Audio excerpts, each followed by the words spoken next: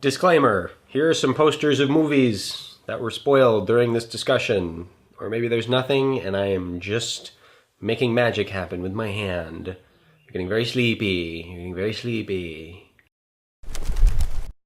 Bring it on. Very famously, a young Theo did not know a certain actor. God, you have to bring this up. But it's not your fault. It was that you were surrounded by women showing you Pride and Prejudice, so you knew who Colin Firth was. Yes, I did. Who did you not know? I did not know who Tom Cruise was. So it's been some time since then. Theo, what do you think of Tom Cruise, his career, and his celebrity persona? Because, for the record, neither of us know him personally. Well, I'm still reeling from the fact that you brought that up.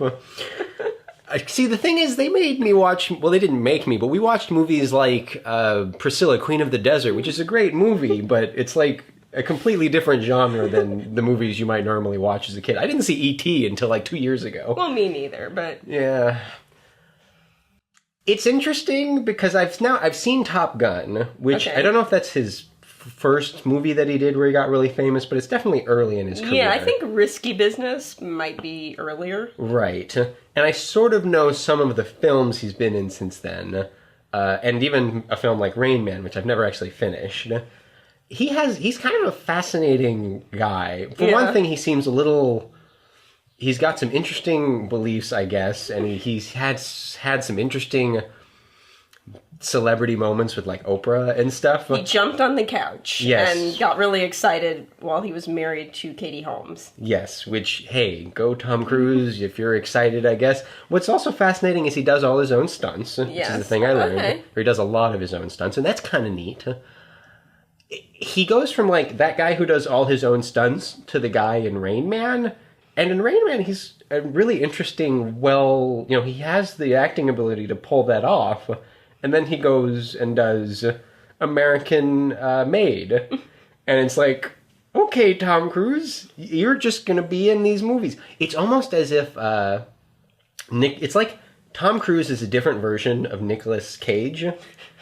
And Nicolas Cage is just in everything. He will act in your movie if you will pay him money. Yeah. But he was also in, was it Leaving Las Vegas? Where he got an Oscar nod. Did he win it? I don't think he did. At least was nominated, yes. Yeah, here it is on screen if you want it or not. Yeah. And I almost imagine Tom Cruise could have turned into Nicolas Cage if he'd had some of the, I guess, emotional issues or whatever is going on with Nick Cage.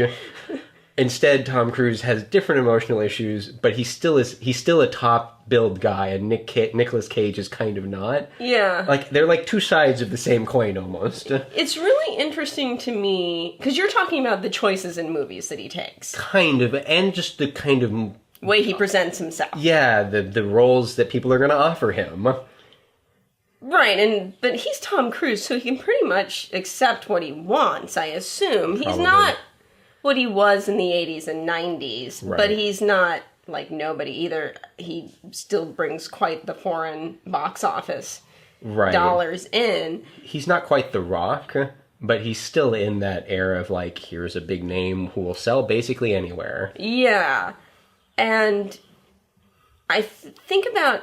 like, you have, like, your tiers of actors, and, like, at the top is going to be, like, Daniel Day-Lewis. Yeah, in terms of dramatic sort of... and prestige. Prestige, for whatever that's worth. Right. This is all imaginary. Yeah.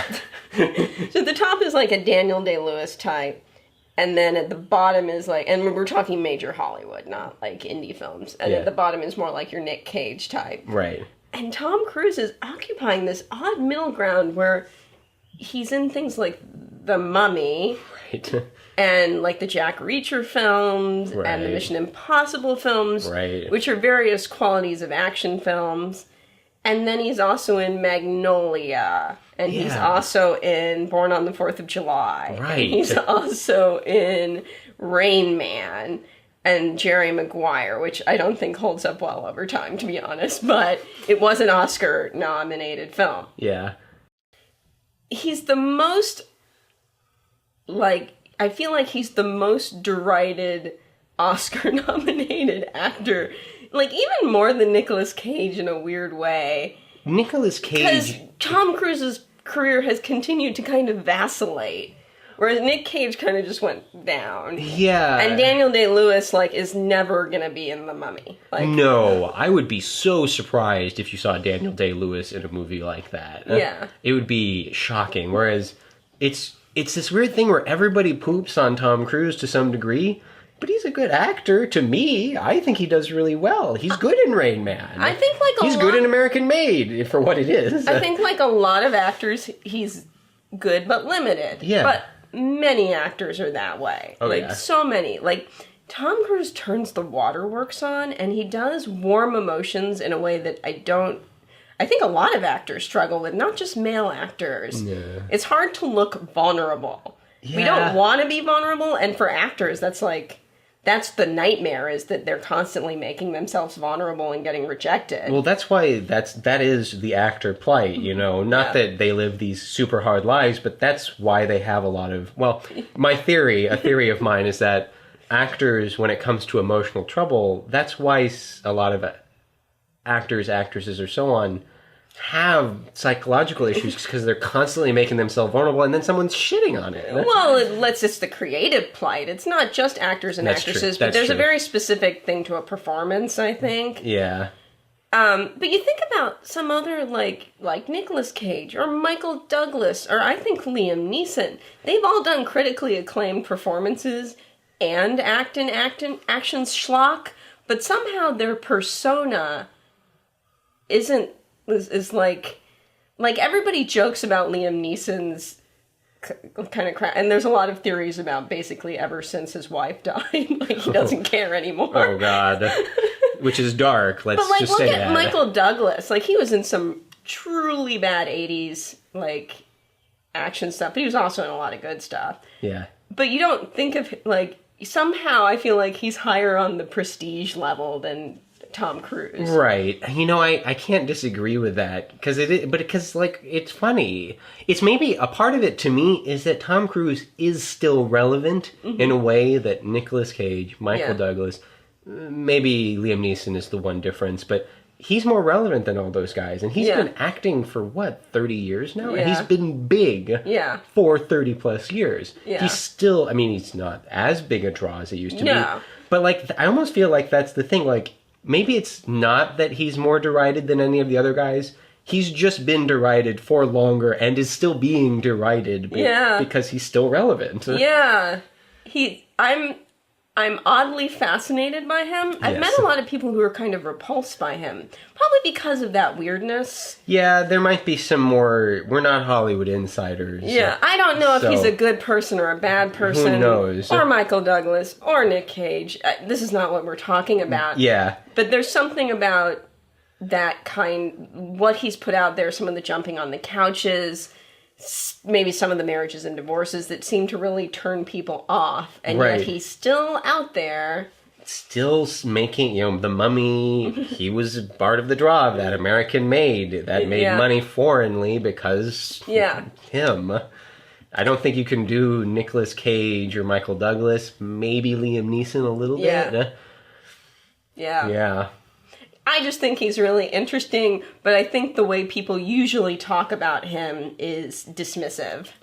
I agree. He's kind of, now that I know who he is, he is kind of a fascinating study in...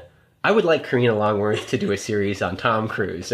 Just putting it out there. Carina Longworth, I bet you don't watch this, but maybe you can do a Tom Cruise series. Well, that's the thing. He's not classic Hollywood yet. It'll be interesting when we get far enough away from him. I mean, he's still alive and making movies. Oh, yeah. It'll be interesting when we get further away from him, the way we have from kind of Cary Grant and Jimmy Stewart and the more classical Hollywood, who's the Lancaster Jr., whatever. Yeah. Those guys, you know, that like, and you see them through a different lens. Like, what are we going to think of Tom Cruise in 50 years? Yeah. I don't know. I don't know. I would like to make it to be that age, and I would like to know. What do you think of Tom Cruise? We don't know what we think of Tom Cruise. Yeah, I had not. I mean, he's kind of fascinating in a way that I wouldn't have even thought. Leave us a comment about it. Let's discuss him more. Or you can find us on Twitter. Yes, and you can also like this video and subscribe if you would like to see more from us. Let us know if there's some other actor that you want us to ruminate over.